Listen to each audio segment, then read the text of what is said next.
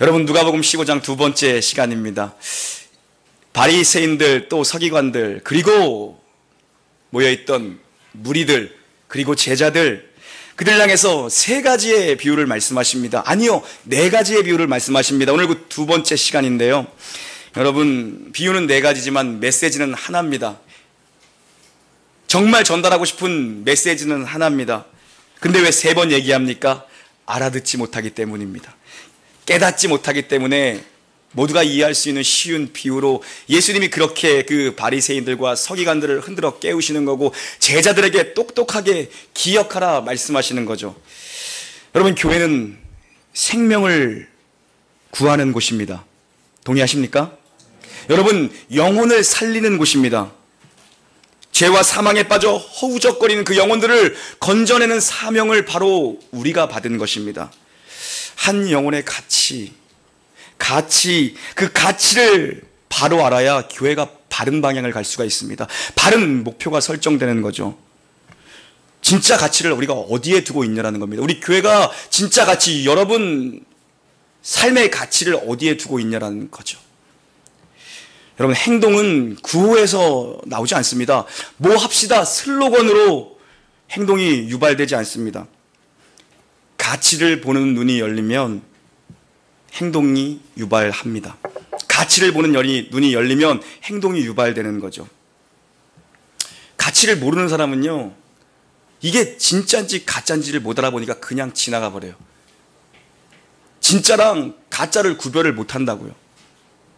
가품이랑 명품을 구별을 못 해요. 여러분, 제가 지난 주 중에 누가 제게 산삼을 주셨어요. 산삼을 차에서 먹었습니다. 제 차에서. 뭐 그거 아까워서 누구한테 걸릴까봐 차에서 먹은 게 아니라, 저를 그런 속 좁은 놈으로 보지 마시고 주신 분이 말씀하시길, 공복에 드십시오. 물도 먹지 말고 꼭꼭 씹어 드십시오. 네.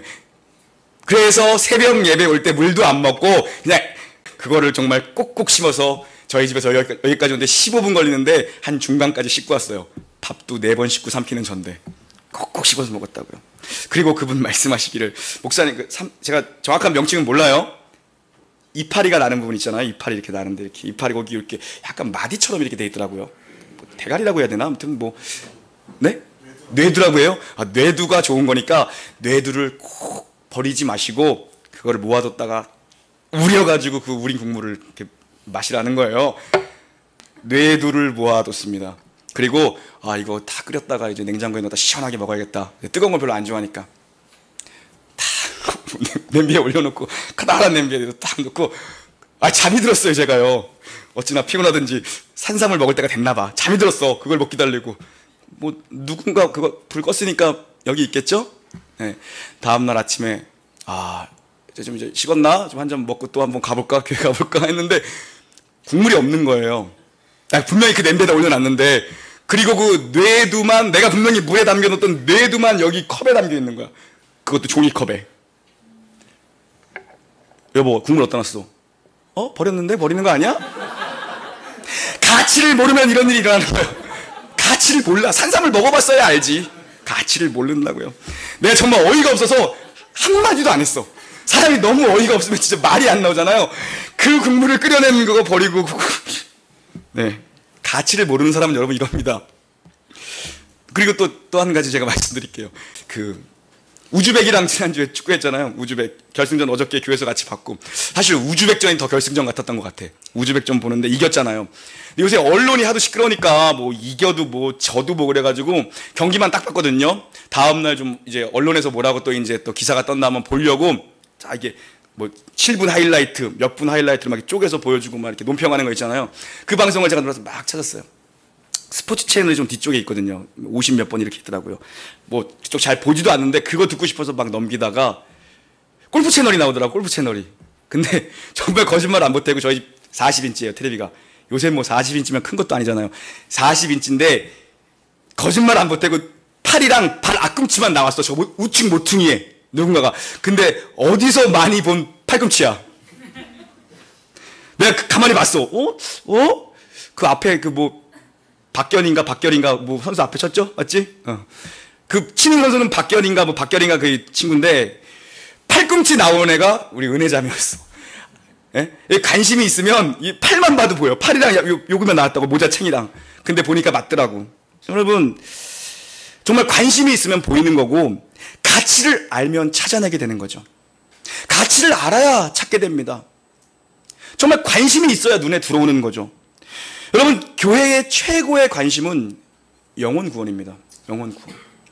교회가 성도들이 많아지고 교회 사이즈가 커져도 정말 중심이 바로 서 있으면 원이 아무리 커져도요, 여러분, 정상적으로 돌아갑니다. 중심축이 바로 서 있으면, 원이 작을 때나 커질 때나 중심만 딱 잘 잡고 있으면 팽이가 잘 돌아가는 것처럼 중심이 바로 서 있으면 여러분, 조직이 커지건 작아지건 제대로 도는 거죠. 오늘 우리는 이 누가복음 15장에 나타난 이 두 번째 비유를 통해서 다시 한번 잃어버린 영혼을 향한 아버지의 마음을 배울 수 있어야 합니다. 가치를 바라보는 눈이 열려야 행동이 유발됩니다, 여러분. 그때 우리는 비로소 영혼에 대한 아버지의 마음이 어떤 것인가, 그 가치를 바로 깨달아 알아야 우리의 삶이, 우리의 손과 발이, 우리의 심장이 뛰는 거죠. 손과 발이 되는 거죠. 우리의 발이 복음을 전하는 아름다운 소식의 발이 되는 거죠. 8절 한번 봉독해 볼까요? 8절입니다. 시작. 어떤 여자가 10 드라카마가 있는데 하나를 잃으면 등불을 켜고 집을 쓸며 찾아내기까지 부지런히 찾지 아니하겠느냐. 아멘. 이 여인이 지금 찾고 있는 것은 잃어버린 양이 아닙니다. 잃어버린 양은 지난주에 찾았죠. 목자가. 다음 주에는 잃어버린 둘째 아들을 아버지가 찾습니다. 오늘은 이 여인이 지금 찾고 있는 것은 뭡니까? 어린 양이 아니라 아들이 아닙니다. 돈을 찾고 있습니다. 잃어버린 돈을 찾고 있습니다. 우리에게 가장 현실감 있죠? 그런데 이게 이 비유의 핵심이며 포인트입니다. 돈은 찾지 않으면 결코 발견될 수 없다는 게 핵심입니다. 돈은 생물이 아닙니다. 잃어버렸다는 자각 증상이 없습니다. 무생물이기 때문에.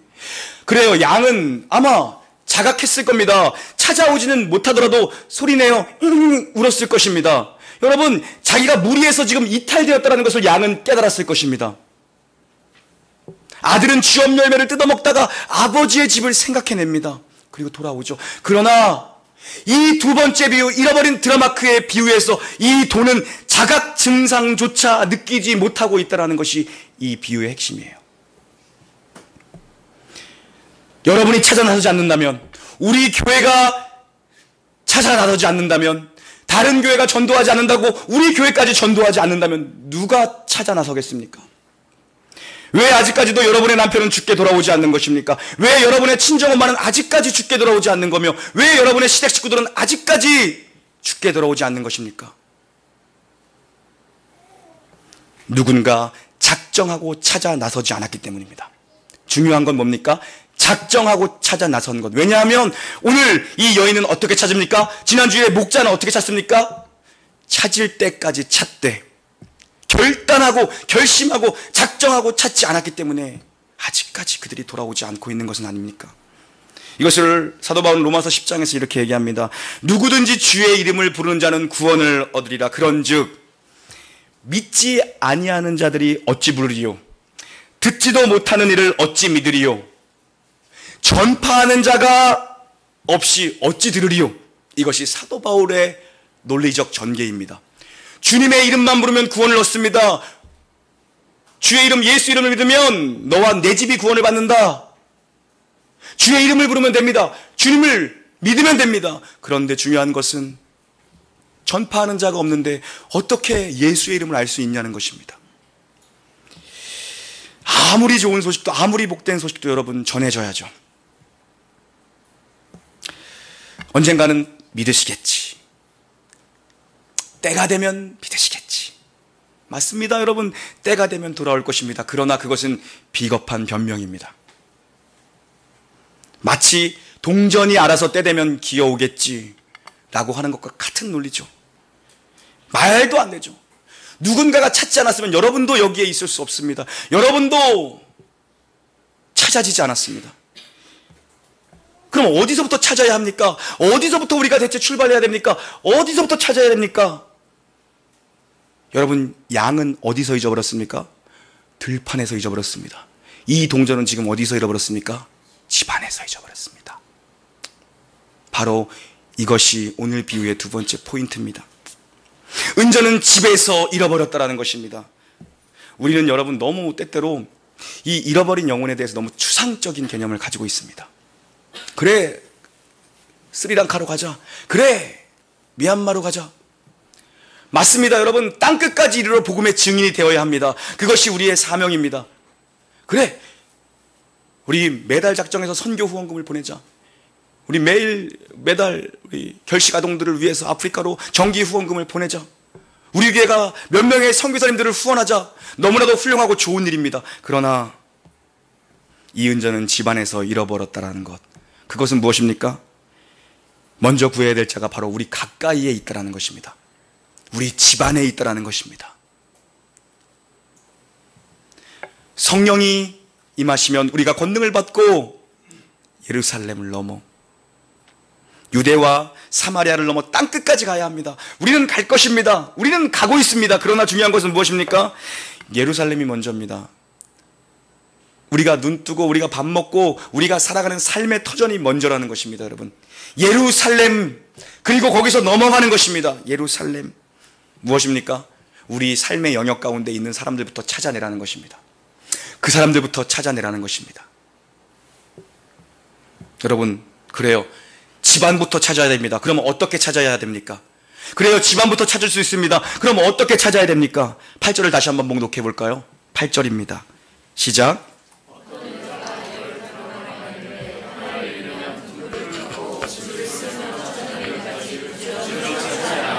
아멘. 여러분, 이것이 바로, 이것이 소망이며 이것이 사명이며 이것이 비전입니다. 이것이 소망입니다. 무엇입니까? 드라크말은 잊어버려졌습니다. 잃어버렸습니다. 그리고 그는 인지하지 못합니다. 인식하지 못합니다. 그런데 인식하는 이가 있습니다. 잃어버리지 않은 이가 있습니다. 찾아내는 이가 있습니다. 누구입니까? 주인은, 아버지는 잃어버리지 않았다는 것입니다. 여러분, 잃어버린 것보다 더 큰 비극은 무엇입니까? 잊혀지는 것입니다. 그래요, 잃어버릴 수 있습니다. 우리는 연약하고 우리는 실수가 많기 때문에 잃어버릴 수 있습니다. 그래도 더 큰 비극은 무엇입니까? 잊어버려지는 것입니다. 그 동전은 무감각합니다. 감각이 없습니다. 그러나 주인은, 그러나 이 여인은 잊어버리지 않았습니다. 어떻게 찾습니까, 여러분? 왜 이 비유에서 여인을 등장시킨 것입니까? 바로 여자의 그 집념, 여자의 집요함, 바로 이것이 또 이 비유의 핵심입니다. 어떻게 찾아냅니까? 등불을 켜고 집안 구석구석 쓸며 부지런히 찾았다고 성경은 기록합니다.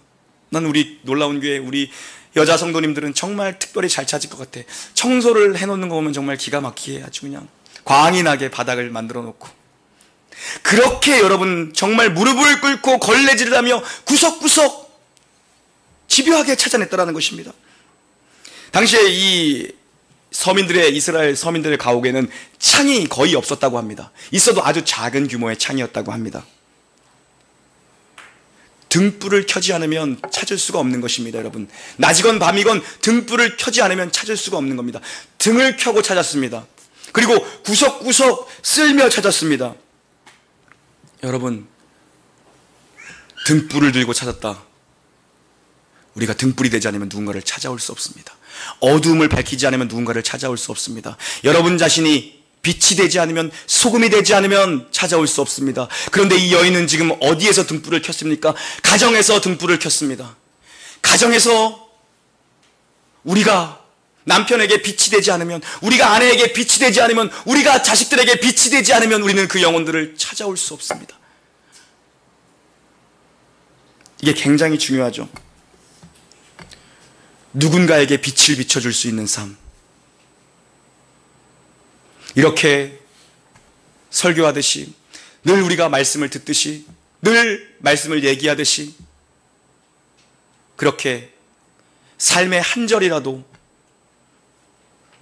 주님을 닮을 수만 있다면, 한 절, 아니요, 한 마디라도, 아니요, 한 박자라도 우리가 그렇게 주님을 닮을 수만 있다면 우리는 빛이 되어 정말 망망대해 가운데 헤매이는 그런 자들에게 등대가 되어서, 갈 길 잃은 영혼들에게 등대가 되어서 어디로 가야 할지를 방향을 잡아주는 자들이 될 것입니다.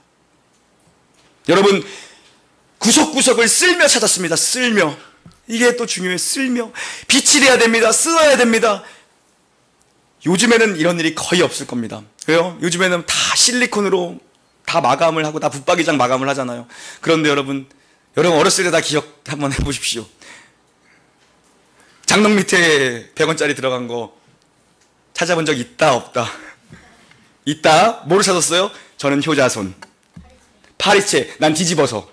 그래서 이게 힘이 없어. 뒤집어서 파리채 그리고 효자손 항상 찾았습니다. 여러분, 그렇게 찾다 보면 또 예기치 않게 먼지들도 나올 수도 있고 머리카락들도 나오지만 또 예기치 않게 또 덩달아 500원짜리 하나가 또 같이 쫓아오는 경우도 우리는 발견하곤 하죠.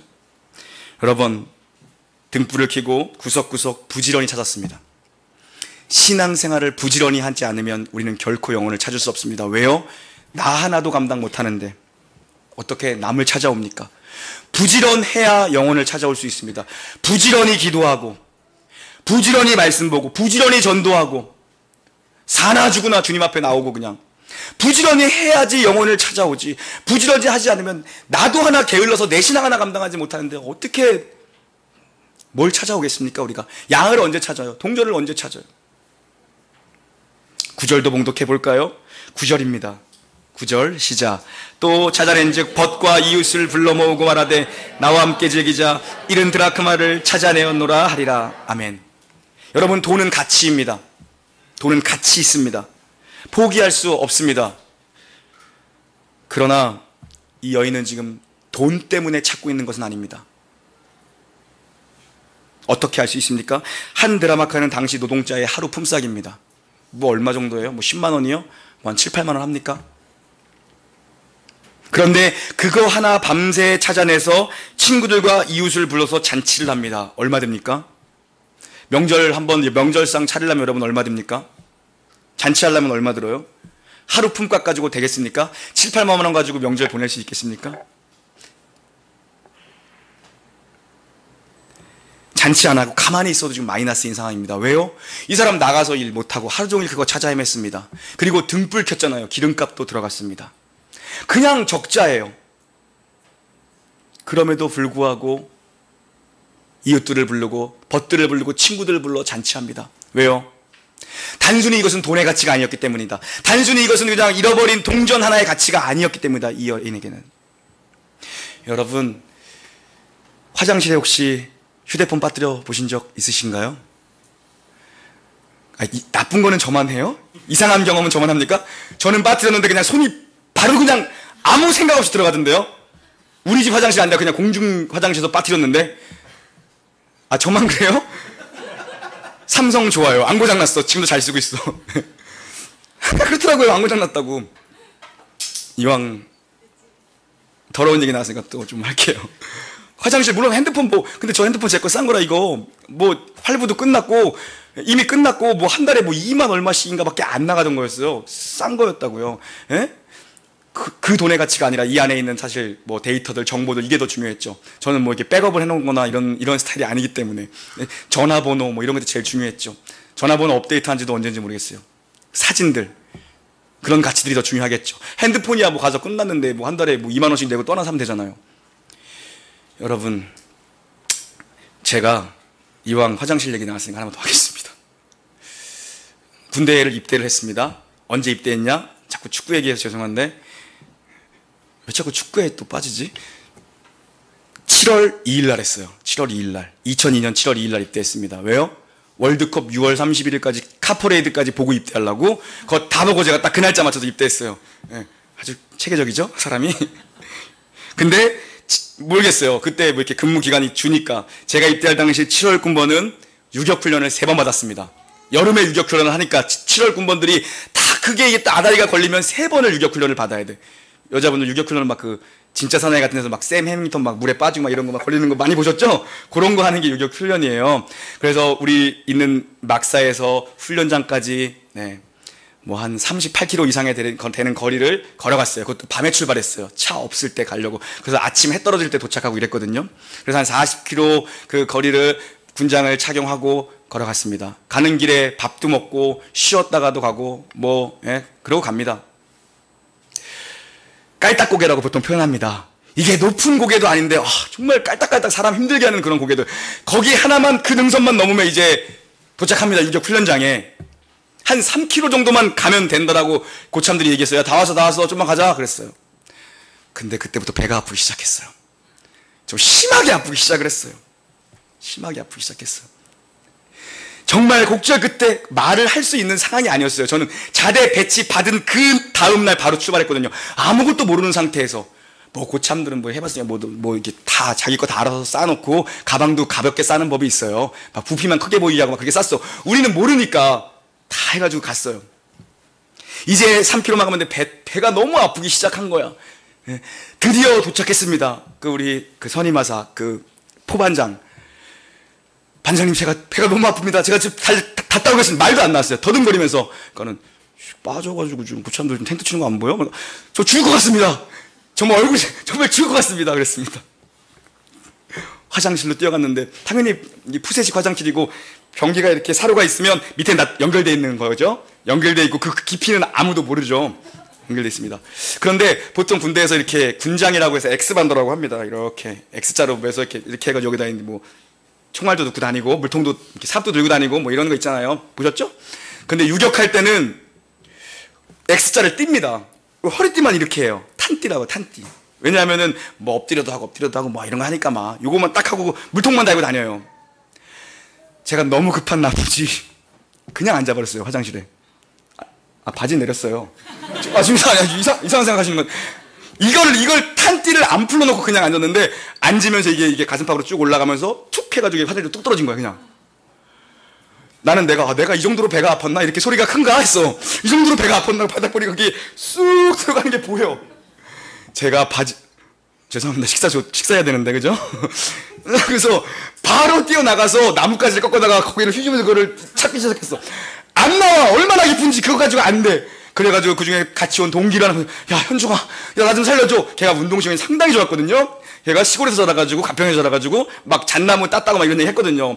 걔가 오더니 둘이서 거기를 문 잠궈 놓고 쑤시기 시작했는데 이미 옆 칸으로 넘어갔어. 그리고 화장실 기뻤던 것 같아. 못 꺼냈어요. 그때부터 제가 얼마나 고생을 했냐면 이 행정보고관님이 얼마나 이상한 분인지 이거를 한 4, 5개월을 보급을 안 해줬어요.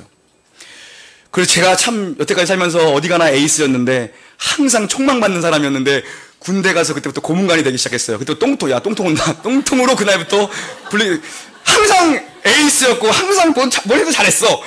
군대 가서 꼬이기 시작하는데 내가 왜 이럴까 꼬이기 시작해서 그때부터 제가 왜 고생을 했냐면요. 매일 밤에 이 보초를 나가잖아요. 새벽에. 그것도 이등병이 좀 짬밥이 안 되는 사람들은 어디 나가냐면 가장 안 좋은 시간 11시, 12시 때 잠들만 하면 깨워. 예? 한 4시, 5시에 나가면 오히려 저 같은 사람 새벽형 인간이라 좋아요. 아이고 새벽 기도 간다. 그런 마음 가면 되는데 11시 이때 제일 피곤할 때 야 일어나. 잠들만 할 때. 그런다고요. 그때 나가는데 문제는 뭐냐면 남들도 다 잠들만 할 때 아닌 거예요. 그러면 이제 그걸 보급을 안 해줘서 고참들 거를 빌려 나가려면은 그거를 또 간물대 우리 100명 있었어요. 한 내무실을 50명씩 쫙 누워서 잤습니다. 그 무릎으로 기어가가지고 그거를 이렇게 다 끝내려 그러면은 우둑 하면서 떨어지는 경우가 많거든요. 막 위에 삽 올려놨지만 이렇게 하면은 발로 걷어 차 있어요. 그러다가 이렇게 하면서 그 생활을 제가 4개월을 하면서 진짜 고문관이 됐습니다. 어딜 봐서 제가 고문관이에요? 나 인생 처음으로 그런 대접을 받아봤어. 물론 그러다가 또 반전이 있습니다. 1년 뒤에 군단에서 실시하는 교육대 나가서 아까 우리 광윤 형제한테 물어봤더니 군단 병력이 3만 명이래요. 그 중에 1등을 해서 이제 저는 그때부터 금이한양을 하고 또 엄청난 사람으로 야 너 군대 좀 어떻게 한번 좀 말뚝박을 생각 없냐 이런 건면을 또 무지하게 받은 위대한 사람으로 재탄생했다라는 아름다운 역사가 있지만 어쨌든 간에 똥통으로 1년 동안 불렸습니다. 여러분 고참들 다 제대할 때까지. 가치죠. 그게 우리한테 무슨 가치가 있겠어요. 지금 조도 그거 필요도 없어요. 조도 안 가죠. 가끔 보면 일하시는 분들 차고서 여기다 망치들 이렇게 하시는 분들도 있더라고요. 조도 안 갖는다고요. 그런데 그 당시에는 정말 아찔하더라고요. 이거 어떡하지? 정말 아찔하더라고요. 이 여인에게 단순히 그거 돈 7, 8만 원이 아니었어요. 돈 10만 원이 아니었다고요. 그 동전 하나의 가치는 무엇입니까? 당시 이 시대의 풍습에는 결혼할 때에 언약의 증표로서 우리의 결혼 반지처럼 10개의 한 세트의 은전 동전을 남자가 여자에게 사랑의 증표로서 선물하는 것이었습니다. 그 중에 세트 중에 하나가 없어져 버린 거예요. 10개가 한 세트인 드라크마 중에 하나가 없어졌다면 온전할 수 없는 것입니다. 언약의 증표로서는 벌써 깨어져 버린 것입니다. 여러분, 우리 집안에 한 영혼이 잃어버린 양이라면, 잃어버린 동전이라면 우리 집안은 온전한 믿음의 가정일 수가 없습니다. 이 교회에 아직도 필요한 한 영혼이 있다라면, 우리 교회에 아직도 설레야 될 사명을 가진 한 영혼이 있다라면 우리는 아직도 완전한 공동체가 아닌 거죠. 여러분의 시어머니가 잃어버린 드라크마입니까? 평생을 그렇게 살아오셨기 때문에 그냥 감각 없이 살 때까지 살다 죽겠다라는 감각 없이 살아가는 그런 잃어버린 드라크마와 같은 사람입니까? 여러분의 친정엄마가 그런 사람입니까? 여러분, 이 드라크마는 집안에서 잃어버렸다라는 것, 오늘 우리가 붙잡아야 될 메시지입니다. 내 가족이 아직 구원받지 못하고 여전히 죄송하지만 죄인으로 살아가고 있다면 여러분 자신이 얼마나 하나님 앞에 늘 큰 부담을 가지고 사시는 것 알고 있습니다. 교회에서 이런 날 만드는 것도 부담이고 이런 설교하는 것도 부담이라는 건 여러분 알고 있습니다. 그러나 분명한 것은 그것이 하나님을 향한 여러분의 어떤 사랑의 하나의 걸림돌이라면, 그 잃어버린 한 영혼, 돌아오지 않은 한 영혼 때문에 늘 마음속에, 여러분 마음속에 부담으로 남아있는 미안성의 걸림돌이라면, 그리고 여러분이 마침내 그 영혼을 주님께로 인도했다라면, 그가 회개하고 주님을 영접했다면, 그리하여 그가 주 믿는 백성이 되고 구원받은 사람이 되었다면, 여태까지 여러분이 경험해보지 못한 그 하나님의 온전한 사랑과 온전한 기쁨의 한 세트가 채워지는 것입니다. 여러분, 신앙생활의 기쁨과 갈피를 잃어버리셨습니까? 여러분, 한 세트를 채우십시오. 한 세트를 온전하게 채우는 것에 여러분의 사명을 다시 한번 되새겨 보십시오. 잃어버린 양 한 마리를 다시 찾아오는 것에 여러분의 진정한 기쁨을 한번 회복해 보십시오. 사실 전도하는 것이 정말 이상하게 여겨지는 시대를 우리가 살아가고 있습니다. 이 시대에 무슨 저런 거래. 믿는 사람들조차도 전도하는 건 그래, 알아서 하겠지, 교회 열심히 하는 사람들이 하겠지 여러분, 하지만 전도야말로 정말 선교야말로 우리의 존재 이유이며 사명이며 본질입니다. 여러분, 중심을 놓치면 이게 파이가 커지다 버리면 왔다 갔다 합니다.